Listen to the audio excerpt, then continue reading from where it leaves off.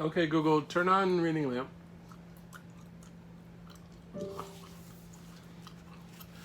Introduction again. Almost done. XLV, XLIV, pages.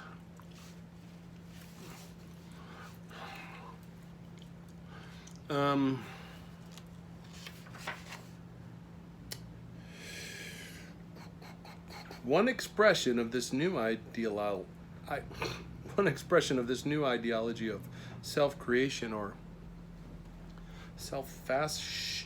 self-fashioning, as it is called by contemporary scholars, and the social mobility it enabled and reflected is the Renaissance myth of Faustus, the man who, having achieved fame,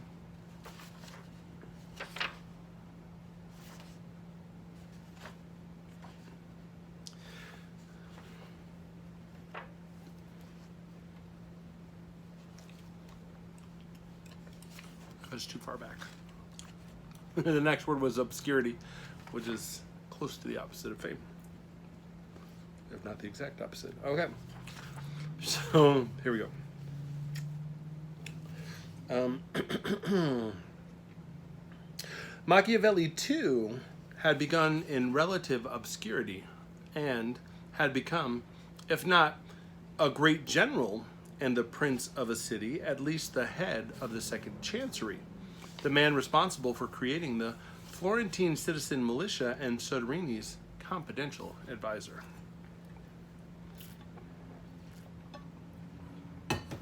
And he too had achieved these things not through family contacts or by dint of social rank, but because of his enormous talent, hard work, and energy.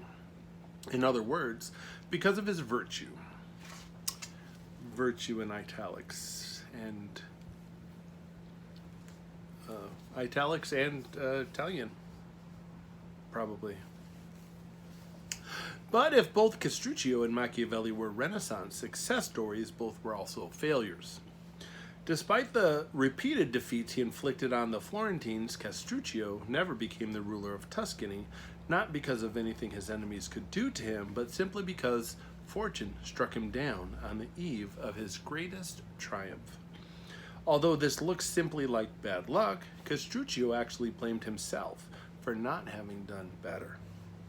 If Castruccio's rise to power represents the optimistic side of Machiavelli's thought, his sudden fall speaks to Machiavelli's pessimism, a pessimism that was surely shaped by his own fall from power in 1512, and all the difficulties he had in getting back to the city he loved more dearly than his soul. Since he wrote the life of Castruccio while still in exile, its final sentence may really be an assessment of Machiavelli's own lot. While living, Castruccio, in brackets, was not inferior either to Philip of Macedonia, the father of Alexander, nor to Scipio of Rome, and without doubt he would have surpassed both if, in exchange for Lucca, he had Macedonia or Rome as his native land. In my life, Machiavelli might have said of himself, I have not been inferior to the great rulers of antiquity, and I would have surpassed them if I had not had Florence, which could not truly appreciate my talents or summon up the courage and discipline to fight off the barbarian invaders, but rather had Macedonia or Rome as my country. To be sure, in the last 7 years of his life, Machiavelli did regain some portion of the power and prestige he once enjoyed, but he never achieved again the centrality he had been giving during the days of the Republic, and he died in bitterness, having been passed over by the leaders of the newly recreated Republic in 1527, just after the sack of Rome, which destroyed any hope that Italy might have to preserve its independence from the larger nation-states whose fatal invasions had become some 33 years before. 5 stars. I think I read that part before.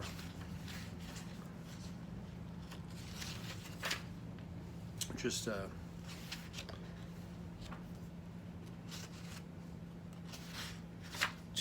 two pages or so before the chapter pages, the chapter page and stuff. Title page, chapter page, I'm not sure.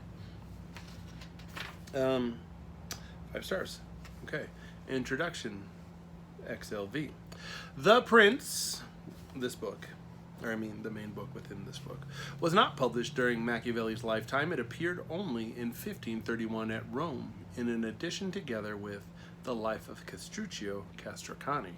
Indeed, the two works were printed together frequently during the Renaissance, in a clear sign that they were understood to be closely connected to one another. The Life, offering a full-scale example of the ideal prince, described more theoretically and incompletely in Machiavelli's treatise. That connection is also being honored in this translation of the works, which brings the two of them together. In addition, this volume includes the remarkable letter Machiavelli wrote to Francisco Vittori, in which he describes his life in exile and reveals that he has been at work writing what was to become his masterpiece. Finally, it also includes a number of excerpts from the discourses, which are generally intended to supplement what Machiavelli says in The Prince. In some cases, those excerpts show him thinking about many of the themes of The Prince, such as the relationship between force and fraud, and that between virtue and the power of fortune. In other cases, they provide a glimpse of Machiavelli's Republican sympathies, even though they also show that his preference for republicanism was no simple matter. The translations of The Prince and Machiavelli's other works are entirely my own. In all cases, I have taken pains to turn Machiavelli's Italian into fluent English, although I have tried to keep something of the syntactical complexity of his sentences. Nevertheless, since English does not use participial phrases to the same extent that Machiavelli does in Italian, and since English lacks the resources of inflection that permitted him to create complicated syntactical structures, I have frequently replaced participial phrases with subordinate clauses. And I have often chosen to break one sentence into 2 or even 3. I have commented earlier in this introduction on the difficulty of translating the key word virtue. And because of its basic importance in Machiavelli's thought, I have retained it, as well as related adjectives and adverbs, whenever they occur in the text, putting them in brackets after their English equivalents. I have also elected to capitalize fortune whenever I detected even a hint of personification, even though the word is not capitalized in Italian, both because Machiavelli says that fortune is a woman, and because the words being gendered as feminine suggests personification in and of itself. Unfortunately, there is a very long list of key terms in Machiavelli's lexicon that are untranslatable, either because there is no English equivalent for them or because several different English words could work equally well whenever one of them appears. For instance, ordini literally means orders, but as Machiavelli uses it, the word could mean habits or customs, rules, ordinances, laws, constitution, institutions, and something like the entire social system. Forced to choose, I have opted in each individual case for the English word I think best captures the meaning of Machiavelli's original Italian word in context, although at times, I confess, the context actually allowed for multiple meanings, so that I wound up having to choose one English word rather than another on quite arbitrary grounds. Because of all these syntactical and lexical complexities, a reader who consults different translations of Machiavelli's work will find that they differ quite a lot from one another. I offer mine as yet one more in full awareness of the truth caught in the Italian saying, traditore traditore. The translator is always a traitor. Wayne A. Rebehorn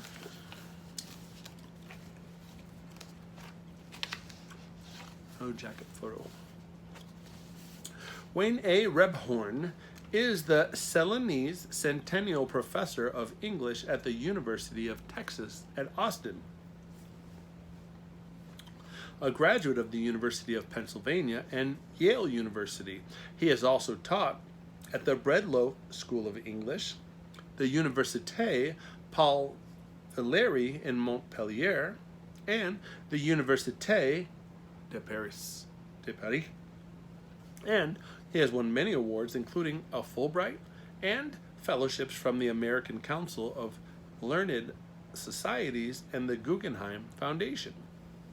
He has written extensively on Renaissance literature in English, Italian, French, Spanish, and Latin, on authors from Boccaccio through Moore and Shakespeare down to Milton.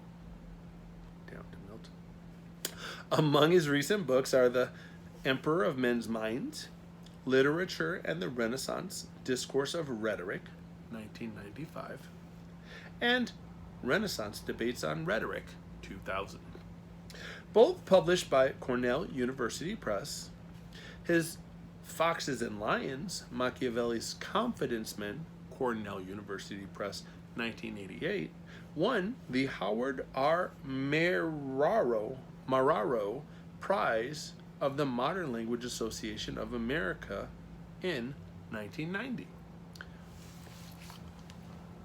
The Prince and Other Writings.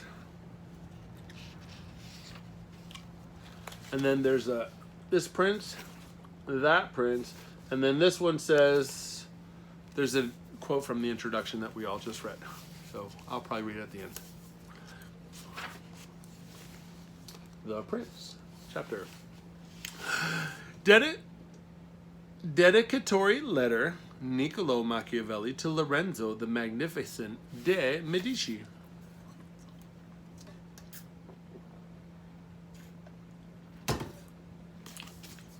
One, how many kinds of states there are and in what ways they are acquired. 2, on hereditary principalities. On mixed principalities. Why the kingdom of Darius, conquered by Alexander, did not rebel against Alexander's successors after his death. How cities or principalities are to be administered that used to live under their own laws before they were conquered. I think that's 6. On new principalities that have been acquired by one's own arms and prowess. I think that's 7. On new principalities acquired by the arms of others and by fortune. I think that's 8. On those who became princes through crimes. I think that's 9. On the civil principality. Maybe 10? S. R. All right. Chapter 10. How the strength of all principalities should be measured. 11. On ecclesiastical principalities. The Prince, chapter 12. How many kinds of troops there are, and on mercenaries. The Prince, chapter 13. On auxiliary, mixed, and citizens, soldiers. That was his forte, I think. Maybe we think. 14. What duties of the prince are with regard to the military. 15. On the things for which men, and especially princes, are praised or blamed. 16. Of liberty and miserliness.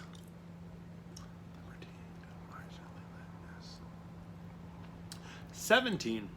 On cruelty and mercy, and whether it is better to be loved or feared, or the contrary. How princes, chapter 18, how princes must keep their word. Chapter 19, on avoiding contempt and hatred. Chapter 20, whether fortresses and many other things which are employed every day by princes are useful or not. Chapter 21.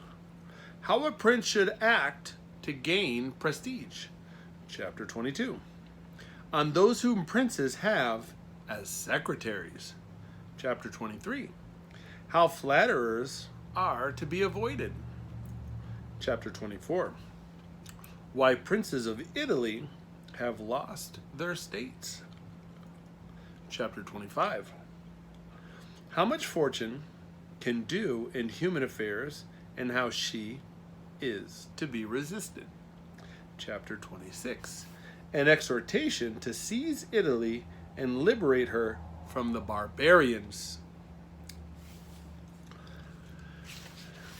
And there's a dedicatory letter, Niccolo Machiavelli to Lorenzo the Magnificent de' Medici. And then there's a subtext 1, which doesn't include chapter 1, and it's only 2 pages, so we'll probably read that, and then at the end it says that 1 signifies a note to the dedicatory letter. And I was doing some projects, so that'll be it for tonight. Dedicatory letter, I read that. Most of the time it is customary for those who wish to gain the favor of a prince to approach him with things they hold most dear, or in which they know he takes delight. In this way, princes are often presented with horses, arms, cloth of gold, precious stones, and similar ornaments worthy of their grandeur. And my desire thus to offer your magnificence some testimony of my devotion, I have not found among my possessions anything which I hold so dear or esteem so highly as the knowledge of the deeds of great men, which I have acquired through a long experience of modern events and constant study of antiquity. The results of my long observations and reflections are condensed in one little volume that I am now sending to your magnificence. And although I deem this work unworthy to be presented to you, nevertheless my confidence in your humanity assures me that you will accept it, knowing that I could not make you a greater gift than that of enabling you to understand in the shortest time that which I have learned through hardships and danger in the course of many years. I have not adorned and padded my work with long periods or bombastic and high-sounding words or any other rhetorical and unessential ornaments with which many writers are accustomed to arrange and embellish their books. For I desire either that nothing should honor my work, or that the only variety of its content and the gravity of its subject should make it pleasing. Nor do I wish it to be deemed presumptuous if a man of low and humble condition should dare to discuss and direct the government of princes, for in the same way that landscape painters place themselves down in the plain in order to study the nature of the mountains and elevated sites, and place themselves on mountains in order to study the nature of the plains, so in order to know well the nature of the people, it is necessary to be a prince, and to know well the nature of princes, one must be one of the people. Accept therefore, your magnificence, this little gift in the spirit in which I send it to you. If you will deign to read and study it diligently, you will recognize in it my ardent desire that you may attain that grandeur which fortune and your own qualities presage for you. Presage, P-R-E-S-A-G-E.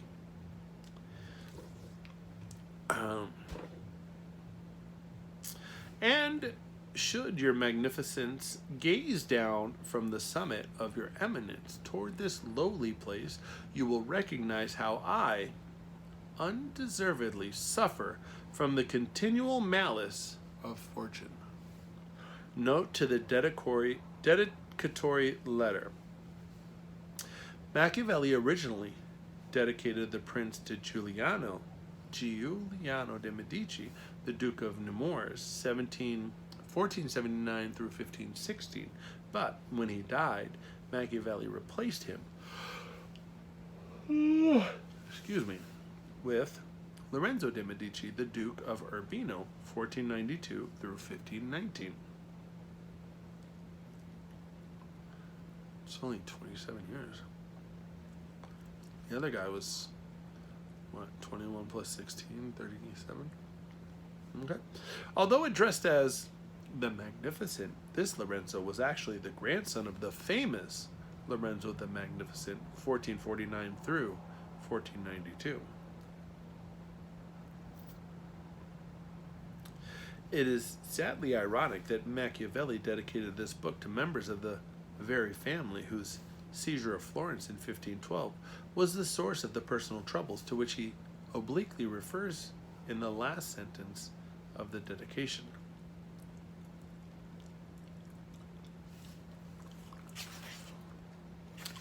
Oh my goodness, chapter 1 and note to chapter 1 are all very short.